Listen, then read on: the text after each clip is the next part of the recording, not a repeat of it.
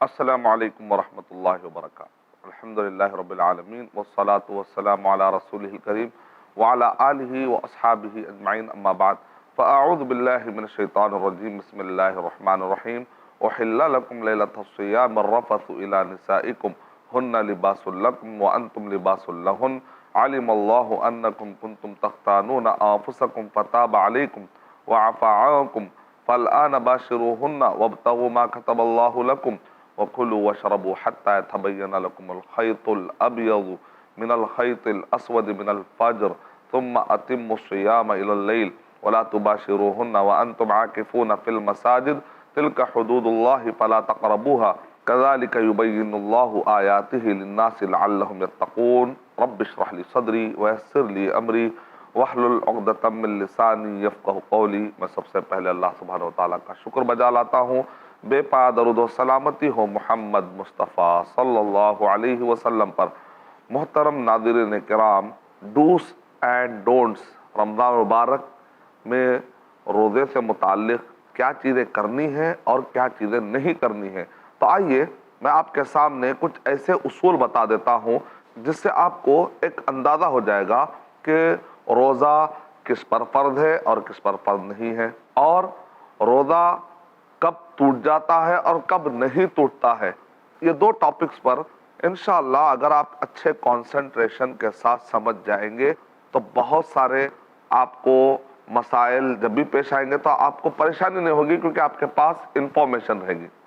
تو روزہ کس پر فرض ہے؟ مسلم، یعنی وہ مسلم ہو۔ فرض کس پر ہے؟ وہ مسلم ہونا چاہیے، عاقل ہونا چاہیے، بالغ ہونا چاہیے، قادر ہونا چاہیے، وہ مقیم ہو، مسافر نہ ہو، اور وہ صحت مند ہو، مریض نہ ہو۔ یعنی 6 پوائنٹ دماغ میں رکھیے آپ۔ اگر آپ یہ 6 پوائنٹ دماغ میں رکھیں گے، یہ 6 پوائنٹ جب آپ مرد حضرات کے بارے میں سوچتے ہیں، البتہ خواتین کے لیے 4 پوائنٹ اور اضافہ کر لیجئے کہ وہ عورت حیض کی حالت میں نہ ہو، نفاس کی حالت میں نہ ہو، دودھ پلانے والی اور حمل والی، ان کے مسائل تھوڑے سے الگ ہیں۔ تو گویا کہ کل ملا کر 10 پوائنٹ ہوئے۔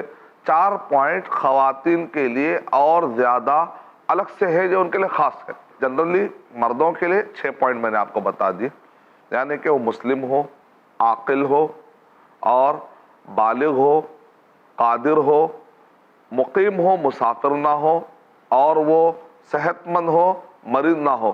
یہاں تک تو مرد اور خواتین دونوں برابر ہیں، البتہ خواتین کے لیے کچھ اور 4 پوائنٹ میں نے ایکسٹرا دی ہے۔ آئیے ذرا اس ورڈز کو سمجھنے کی کوشش کرتے ہیں۔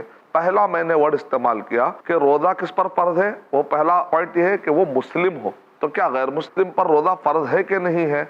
تو غیر مسلم حضرات پر روزہ فرض نہیں ہے۔ پہلے ان کے لیے فرض کیا ہے؟ پہلے وہ کلمہ پڑھے۔ بغیر کلمہ پڑھے کہ اگر وہ کچھ اچھا کام کرتے بھی ہیں تو اللہ سبحانہ وتعالیٰ کہ ایکسپٹ کرنے کے جو ایلیجیبل پوائنٹس ہیں وہ پوائنٹ پورے مفقود ہیں۔ اللہ سبحانہ وتعالیٰ کے پاس کچھ قبول کرنے کے معیار ہے۔ جیسے آپ کسی یونیورسٹی میں داخلہ رہتے ہیں تو وہاں کے کچھ ایلیجیبلٹی ہوتے ہیں۔ آپ کو اگر ویزا ملنا ہے تو آپ کے پاس پہلے پاسپورٹ ہونا پڑے گا۔ اگر آپ کے پاس پاسپورٹ ہی نہیں ہے تو پھر ویزا کس پر لگائیں گے؟ ٹکٹ کیا بیس پر آپ نکالیں گے؟ تو بالکل اسی طریقے سے آپ کے پاس پہلے بنیاد ہونی چاہیے کہ جس کے اوپر عمل ٹھہر سکے۔ بنیادی نہیں ہے تو پھر عمارت کس پہ ٹھہرے گی؟ اسی لیے وَقَدِمْنَا إِلَى مَا عَمِلُوا مِنْ عَمَلٍ فَجَعَلْنَاهُ هَبَاءً مَنْثُورًا۔ قیامت کے اللہ سبحانہ تعالیٰ کہہ رہے ہیں کہ اگر کوئی عمل ہوگا لیکن ایمان نہیں ہے بیس میں، اور لا الہ الا اللہ انہوں نے نہیں پڑھا، کفر کی حالت میں ہے، تو وہ سارے اعمال پورے کے پورے ہوا ہو جائیں گے، قیامت میں کچھ کام آنے والے نہیں ہیں۔ دنیاوی اعتبار سے اگر کوئی آدمی اچھا کام کرتا ہے تو اس کے اچھائی کی وجہ سے دنیا میں تو اس کو اجر مل جائے گا۔ اللہ تعالیٰ کسی کا بھی احسان باقی نہیں رکھتے، دنیا میں اس کے لیے اچھائی کا بدلہ دے دیتے ہیں، لیکن آخرت میں بھی اگر پانا ہے تو آخرت میں آپ کو جنت چاہیے، اور وہ جنت دار السلام ہے، اور وہ بنایا ہے السلام اللہ سبحانہ وتعالیٰ نے۔ تو اس کی ملکیت میں داخل ہونے کے لیے آپ کو ایلیجیبل ہونا پڑے گا۔ کسی کی بھی ملکیت میں جانے کے لیے آپ کو پرمیشن چاہیے۔ پرمیشن کے لیے کچھ شرطیں ہوتی ہیں، کچھ کنڈیشن ہوتے ہیں۔ ایک وہ مالک ہوتا ہے، ایک اونر ہوتا ہے، اگر اس نے کچھ کنڈیشن لگائے تو دنیا میں کوئی بھی اونر اگر اپنے کمپنی کے لیے کچھ کنڈیشن لگاتا ہے تو ظاہر بات ہے لوگ اس کا احترام کرتے ہیں. کوئی یہ نہیں کہتا کہ تم ایسے کنڈیشن کیوں لگا رہے ہو، سب لوگ کہتے ہیں وہ اونر ہے، وہ اپنے کنڈیشن لگا سکتا ہے. تو اللہ تعالیٰ اس پوری کائنات کا اونر ہے. یہاں تو اللہ نے آزادی دی ہے، لیکن آخرت میں اللہ سبحانہ و تعالیٰ نے کہا کہ یہاں کے بیس پر میں وہاں پر انٹری دوں گا. یہاں کا بیس اچھا ہے تو یہ بیس کی بنیاد پر وہاں پر انٹری ملے گی جنت میں، اگر یہاں پر بیس اچھا نہیں ہے تو وہاں پر انٹری نہیں ملنے والی. بنی الاسلام علی خمس، صحیح بخاری. نبی اکرم صلی اللہ علیہ وسلم نے ارشاد فرمایا کہ اسلام کی بنیاد 5 بنیادوں پر ہے. جیسے ایک چھت ہوتی ہے تو اس کے پلر ہے، 5 پلر ہونا ضروری ہے. ایک پلر بھی ڈسٹرب ہوتا ہے تو ویسے ویسے وہ چھت کی تباہی ہے، ویسے ویسے وہ عمارت کی تباہی ہے. اور بعد اس میں ایسے پلر ہے اگر وہ ایک گر جائے تو پوری عمارت ہی دھڑام سے گر جائے گی. جیسے عقیدے کا مسئلہ ہے، شہادت کا مسئلہ ہے، توحید کا مسئلہ ہے. شہادت اللہ الہ الا اللہ وان محمد رسول اللہ، لا الہ الا اللہ محمد رسول اللہ پہلا پلر. اقام الصلاۃ، نماز قائم کرنا، اقام الصلاۃ و ایتاء الزکاۃ، زکوٰۃ ادا کرنا، والحج استطاعت ہے تو حج ادا کرنا، وصوم رمضان، رمضان المبارک کے روزے رکھنا. خشت اول چو نہد معمار کج تا سریا می رود دیوار کج. اگر نیو کی بنیاد کی پہلی اینٹ ٹیڑھی ہو تو اب یہ دیوار جہاں تک جائے گی دیوار ٹیڑھی رہے گی. تو اس وجہ سے پہلا جو پوائنٹ ہے کہ مسلم ہونا چاہیے، یہ بہت ضروری پوائنٹ ہے سمجھنے کے لیے کہ روزہ کس پر فرض ہوتا ہے. پہلا پوائنٹ ہے کہ مسلم ہو اور وہ عاقل ہو.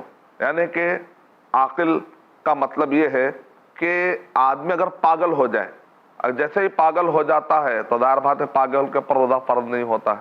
پاگل میں اور بے ہوشی میں فرق ہے. کئی مرتبہ بعض لوگ اس میں غلط فہمی میں آ جاتے ہیں. مثال کے طور پہ اگر ناک کو کچھ سونگایا جاتا ہے اور کچھ سونگتا ہے، جیسے عطر کی خوشبو سونگتا ہے یا دال سالن کھانے کی بریانی کی خوشبو آتی ہے، تو خوشبو آنے سے روزہ نہیں ٹوٹتا ہے. تو خالی خوشبو یا کچھ سونگانے سے اس کے اندر کوئی جرم نہیں ہوتا، کوئی مادہ نہیں ہوتا، کوئی ایسی جسم والی چیز نہیں ہوتی کہ جو پار کرتی ہو، کوئی مادہ ہو جو جا کر ناک سے جا کر حلق پار کرتا. کیونکہ روزہ حلق سے شروع ہوتا ہے، ناک سے نہیں. اس لیے آپ کلی کرتے ہیں، کلی کر کے تھوک دیتے ہیں. مسواک کرتے ہیں، تھوک دیتے ہیں. اس کا مطلب روزہ ہونٹوں سے شروع نہیں ہوتا، ہونٹوں کو پانی لگتا ہے، ناک میں آپ پانی لیتے ہیں تو ناک سے جا کر جب حلق پار کرتا ہے نا تب اصل مسئلہ کھڑا ہوتا ہے. تو خوشبو لینے میں کوئی پرابلم نہیں ہے. لیکن اگر آپ خوشبو کے ساتھ ساتھ کوئی ایسا لکوڈ ناک میں ڈال رہے ہو اور وہ حلق سے اتر جا رہا ہو اور وہ پانی بہت بڑی مقدار کا ہو، یعنی مطلب یہ ہے کہ ایک ہوتا ہے چھوٹا سا قطرہ. جیسے مثال طور پہ آپ نے وضو بنایا، وضو بنانے کے دوران جو ہے نا آپ نے تھوک بھی دیا، لیکن ہو سکتا ہے کہ جو لعاب ہے، جو تھوک ہے نا، وہ جو تھوک ہے وہ تھوک میں کہیں نہ کہیں ہو سکتا ہے کہ پانی کا کچھ نہ کچھ خفیف مقدار تو ہو گیا ہوگا نا. ایک پاسبلٹی 0.5 کی پاسبلٹی ہے کہتے ہیں. یعنی کہ قطرے کے اندر کے باریک قطرے کو کہتے ہیں 0.5. یہ ممکن ہے کہ ہمارے لعاب میں ہوتے ہوتے بعد میں ہو سکتا ہے کہ جب آپ تھوک نکلے تو ہو سکتا ہے کہ پانی کا وہ قطرہ بھی نکل گیا ہوگا. پاسبلٹی کی بات کر. جب آپ مسواک کرتے ہیں تو مسواک میں بھی ایک خاص قسم کا مزہ 0.5 لیول کا ایک مزہ تو آ ہی جاتا ہے نا.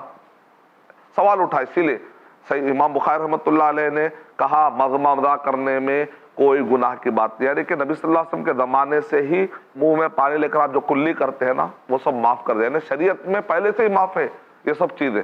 تو اگر اس ٹائپ کے مقدار کی بات ہو تو انشاءاللہ آنے والے ایپیسوڈ میں گفتگو کرنے والا ہوں. ابھی بات ہو رہی صرف خوشبو کی. صحیح بخاری کے اندر امام بخاری رحمۃ اللہ علیہ نے 40 احادیث جو رمضان مبارک سے متعلق 40 احادیث ہے، اس کے بعد لگاتار اقوال ایک جگہ پر پورے جمع کر دیے ہیں کہ آدمی جسم پر پانی ڈالتا ہے، نہاتا ہے تو اس سے روزہ نہیں ٹوٹتا ہے. کوئی اگر جسم پر کچھ لگا لیتا ہے مرہم تو اس سے روزہ نہیں ٹوٹتا ہے. تو اس میں ہے کہ اگر وہ بازار سے گزر رہا ہو اور مسالوں کی خوشبو ناک میں جاتی ہے اور اس ٹائپ کی اگر اس کو آواز بھی نکلتی ہے، تھوڑی سی کھانسی بھی آتا ہے کہ ان مسالوں کی کثرت کے سونگنے کی وجہ سے ہو سکتا ہے گلے میں کچھ اثر بھی ہو رہا تب بھی معاف ہے. یہ سب چیزیں معاف ہے. تو اگر ایسی خوشبو محسوس بھی کر رہا ہے جس کی وجہ سے وہ آدمی بے ہوش ہو جاتا ہے. اور ایک ہے چائنا کا ایک طریقہ ہے جس کو کہتے ہیں سوکھے طریقے سے بے ہوش کرنے کا طریقہ. یعنی جو انسان کے جسم میں یہ جو باری باری سوراخ نظر آ رہے ہیں، اس میں سوئی مخصوص جگہوں پر چبانے سے بھی آدمی آہستہ آہستہ بے ہوش ہو جاتا ہے. یہ بھی ایک طریقہ ہے. یہ بے ہوش ہونا الگ چیز ہے، پاگل ہو جانا الگ چیز ہے. پاگل ہو جانے سے آدمی پر روزہ فرض نہیں ہو جاتا، فرض نہیں ہوتا. پاگل پر روزہ فرض نہیں ہے. تو مسلم ہو اور عاقل ہو تو پاگل کے مسائل الگ ہے، لیکن ایک ہوتا ہے کہ علاج کے لیے روزے کے دوران اچانک وہ جو ذرا بے ہوش ہو گیا، روزہ نہیں ٹوٹتا، روزہ کنٹینیو کر سکتا ہے.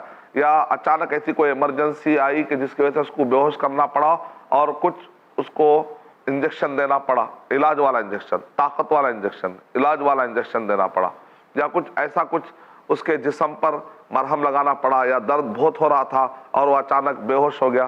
تو بہرحال اگر اس نے سحری سے لے کر افطار تک پوری طریقے سے بے ہوش ہو گیا تو چونکہ نیت خالی ہو گئی، نیت ہونا بہت ضروری تھا، تو اتنے وقت میں نیت بھی گئی اور عبادت بھی گئی، تو لہذا اس کو چاہیے کہ وہ پھر سے روزہ قضا کر لے. مسلم ہونا چاہیے، عاقل ہونا چاہیے، بالغ ہونا چاہیے اور قادر ہونا چاہیے. بالغ ہونے کا مطلب یہ ہے کہ جیسے مونچھ کے بال آنا ہے، بالغ ہونے کی علامت ہے. داڑھی کے بال ہے، بالغ ہونے کی علامت ہے. تو ایک بچہ ایک ایج کا رہتا ہے جب اس کو مونچھ کے بال بھی نہیں ہوتے، داڑھی کے بال بھی نہیں ہوتے، بغل کے بال بھی نہیں ہوتے. اسی طریقے سے خواتین کے لیے، بچیوں کے بلوغت کی پہچان یہ ہے کہ پیریڈ کا آنا. تو بہرحال دینی مسائل میں علم میں شرمانا نہیں چاہیے. جائز جگہوں پر شرمانا عیب کی بات ہے، ناجائز جگہوں پر شرم نہیں کرنا عیب کی بات ہے. تو اس طریقے سے بلوغت کے آثار اس کو کہتے ہیں، یعنی کہ ہر جگہ کے ایریے کے الگ بود و باش کے طریقوں سے اور موسم کے گرما اور سرما ہونے کے اعتبار سے بعض جگہوں پر بچیاں جلدی بالغ ہو جاتے ہیں، 7، 8، 9 اس میں بھی بالغ آتے ہیں. جیسے گرم جو علاقے ہوتے ہیں جلدی بالغ ہو جاتی ہے بچیاں، اور دیکھنے کرنے میں بھی بڑے نظر آتے ہیں. اور بعض ایریوں میں ابھی 8 سال کی بچی ہے، 9 سال کی بچی جلدی بالغ نہیں ہوتی. تو لہذا ماحول کا، موسموں کا بھی اثر پڑتا رہتا ہے بالغ ہونے نہیں ہونے میں. تو بلوغت کے آثار ظاہر ہوتے ہی اس کے اوپر شریعت فرض ہو جاتی ہے، اس سے پہلے شریعت فرض نہیں ہوتی. مثال کے طور پہ ایک بچہ بالغ ابھی ہوا ہی نہیں، بالغ نہیں ہونے کی آخری حد جو 15 سال ہے. مان لیجئے کہ کچھ لوگ ہیں ان کو مشق آتی نہیں ہے، اب بیماری کہیے آپ یا ان کے لمیٹیشن کہیے یا اللہ سبحانہ و تعالیٰ کی حکمت کے بعد لوگ ایسے ہوتے ہیں کہ ان کو نہ مونچھ آتے ہیں، نہ ان کو داڑھی آتی ہے، نہ بغل کے بال آتے ہیں. تب ایسے وقت پہ اس کے بالغ ہونے کی پہچان کیسے ہوگی؟ خواتین ہیں 15 سال کے بھی ہو گئے، مان لیجئے پیریڈ اگر نہیں آئے تو ایک خاص قسم کی کمزوری ہے یا صحت نہ ہونے کی علامت ہے، یا یوں سمجھے کہ ایک لمیٹیشن ہے یا ماحول ہے. تو کیا اس وجہ سے ہم کہیں گے اس کے پر اب شریعتی فرض نہیں ہوئی؟ تو بات ایسی نہیں. 15 سال آخری حد ہے. عمر بن عبدالعزیز رحمۃ اللہ علیہ کے زمانے میں اعلان کیا گیا کہ نبی صلی اللہ علیہ وسلم کے زمانے میں دیکھا جاتا تھا کہ جو جنگوں میں قیدیوں پکڑ کر لاتے تھے، جو بچہ 15 سال کی عمر سے کم ہوتا تھا ان کو پنشمنٹ نہیں دیا جاتا.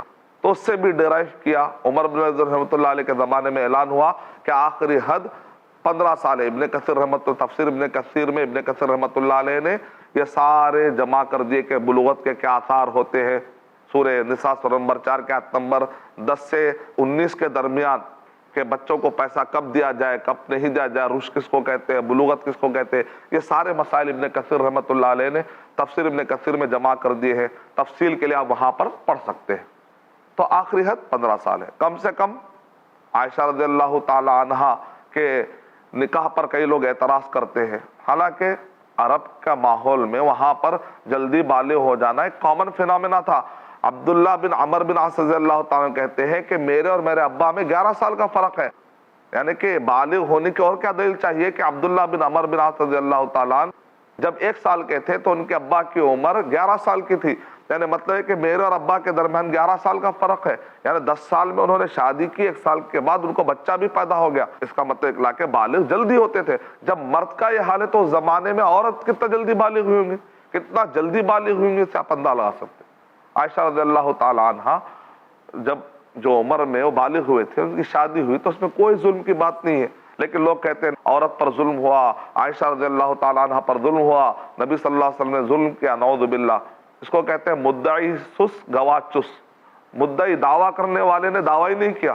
عائشہ رضی اللہ تعالیٰ عنہ نے زندگی میں کبھی بھی یہ شکایت نہیں کی کہ میرے ماں باپ نے زبردستی کر کے شادی کر دی، نبی صلی اللہ علیہ وسلم میں کم عمری میں مجھے جو ہے بہت ستائے. وہ تو خوش تھے. امہات المومنین کی فہرست میں آنے سے خوشی ہوئی ان کو.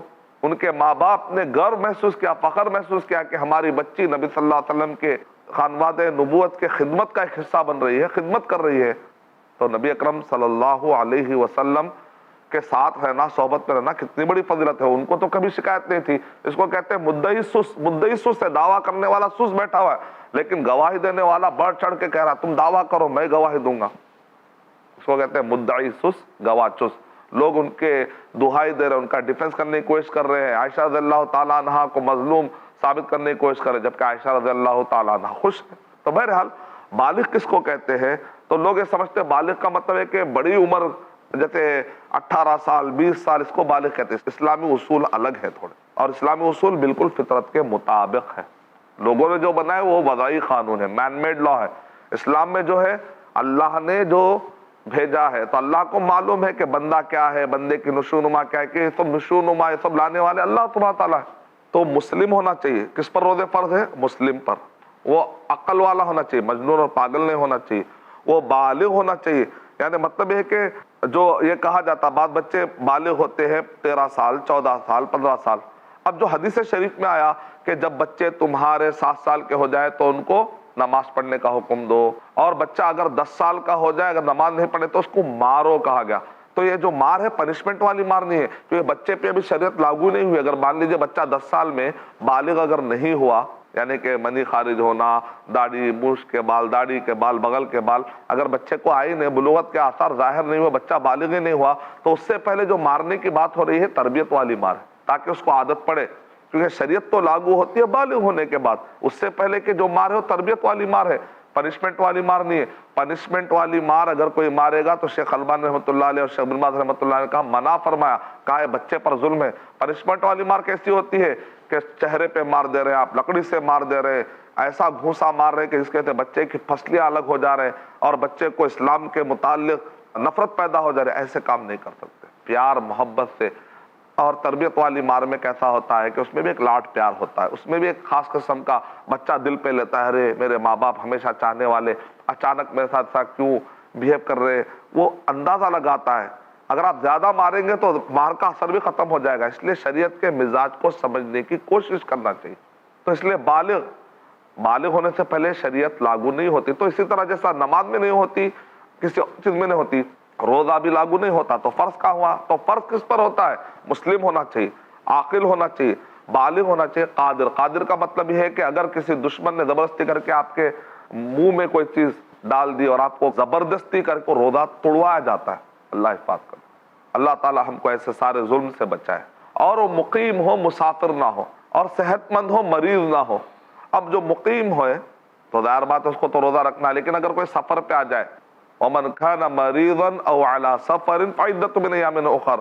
جو کوئی سفر میں ہو، جو کوئی بیمار ہو، تو وہ بعد میں اس کے روزے قضا دے. اب جو مسافر کی کنڈیشن بھی بتائی گئی ہے. اگر ایک آدمی سفر ہے، ایک آدمی اگر اس میں روزہ چھوڑنا چاہتا ہے تو جائز ہے. قرآن مجید کی آیت ہے سورہ بقرہ سورہ نمبر 2 کی آیت نمبر 185 میں. لیکن مستحب کیا ہے؟ کیا سفر میں روزہ رکھ لینا چاہیے؟ کیونکہ بعد میں پتہ نہیں کہ اس کو روزہ رکھنے کا ٹائم ملے یا نہ ملے، بھول جا سکتا ہے. اگر اس کا سفر مشقت والا نہ ہو، تکلیف والا نہ ہو، تو علماء کرام کہتے ہیں کہ اس آدمی کو اس کی اپنی حالت پر چھوڑ دیا جائے گا. ایک اوپینین یہ ہے کہ اگر وہ مشقت فیل کرتا ہے، تکلیف فیل کرتا ہے، تو اس کے لیے چھوڑ دینا مستحب ہے، روزہ نہیں رکھنا مستحب. اگر اس کے لیے مشقت نہیں ہے تو روزہ رکھ لینا اس کے لیے مستحب ہے. جہاں تک وہ اگر فیسلٹی سے فائدہ اٹھانا چاہ رہا ہے تو الحمدللہ جائز ہے، کوئی گناہ کی بات نہیں ہے. روزہ اگر وہ چھوڑ دینا چاہتا ہے، بعد میں قضا کر لے گا تو کوئی گناہ کی بات نہیں ہے. لیکن اگر مستحب کی بات کی جائے تو تھوڑی بہت اس کے اندر ڈسکشن ہو رہا ہے کہ کیا مستحب ہے. بہرحال صحابہ کرام سفر میں روزہ رکھتے بھی تھے، روزہ نہیں بھی رکھتے تھے، اور دونوں ایک دوسرے کو کوئی بھی عیب نہیں لگاتا تھا.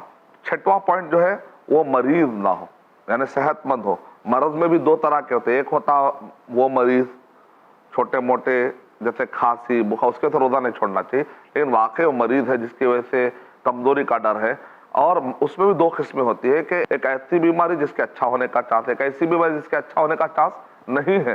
تو جس کے اچھا ہونے کا چانس ہے بعد میں اس کی قضا کرے گا، لیکن ایک ایسی بیماری جو بعد میں اچھا ہونے کا چانس اس کا نہیں ہے، تو پھر ایسے وقت اس کو چاہیے کہ ایک روزے کے بدلے میں ایک مسکین کو کھانا کھلا دے. جیسا سنن دارقطنی میں انس رضی اللہ تعالیٰ عنہ کا یہ ہمیں عمل ملتا ہے کہ انس رضی اللہ تعالیٰ عنہ جب بوڑھے ہو گئے، کتاب الصوم کے اندر یہ واقعہ ہے کہ انہوں نے رمضان کے اختتام پر 30 مسکینوں کو کھانا کھلایا، یعنی ایک مرتبہ کھانا کھلایا، دو مرتبہ کھانا کھلانے کی ضرورت نہیں ہے. فدیۃ طعام مسکینین نہیں آیا، طعام مسکین آیا، مرتین نہیں آیا، 2 مرتبہ نہیں کہا گیا. مسکین صائم، وہ مسکین کو روزہ رکھانے کی بھی ضرورت نہیں ہے، مسکین کو کھانا کھلا دیں گے تو کافی، ایک روزے کے بدلے میں ایک مسکین کو کھانا کھلا دینا. اور بھی ڈیٹیل ہے، جیسے عورت اگر پیریڈ میں ہو یا نفاس کا، یعنی بچہ پیدا ہونے کے بعد جو خون آتا ہے نفاس کا خون، تو ایسے وقت پر وہ روزے تو نہیں رکھے گی، لیکن بعد میں ان روزوں کی قضا دینا ضروری ہے. اب رہا مسئلہ یہ ہے کہ اگر عورت حاملہ ہو، دودھ پلانے والی ہو، مشقت محسوس کرتی ہو روزہ رکھنے سے، بچے کی جان کا خطرہ ہو، دودھ نہیں آ رہا ہو یا حمل گر جانے کا خطرہ ہوتا ہے، ایسے وقت پر وہ عورت بھی روزہ چھوڑ دے گی، لیکن بعد میں روزہ رکھے گی یا نہیں رکھے گی. ایسے بہت سارے اور بھی ڈیٹیل ہے.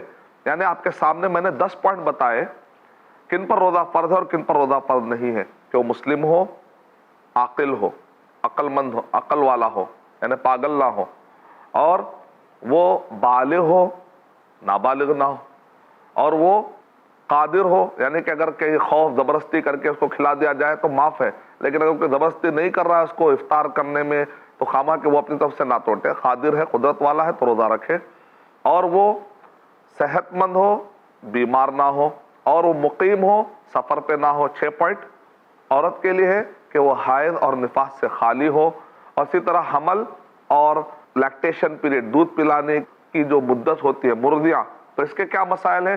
انشاءاللہ یہ سارے مسائل اور بھی ڈیٹیل میں اگلے ایپیسوڈ میں انشاءاللہ میں بیان کرنے کی سعادت حاصل کروں گا. میں اللہ تعالیٰ سے دعا کرتا ہوں کہ اللہ سبحانہ وتعالیٰ مجھے اور آپ سب کو دین کا فہم عطا فرمائے. آمین. وآخر دعوانا الحمدللہ رب العالمین.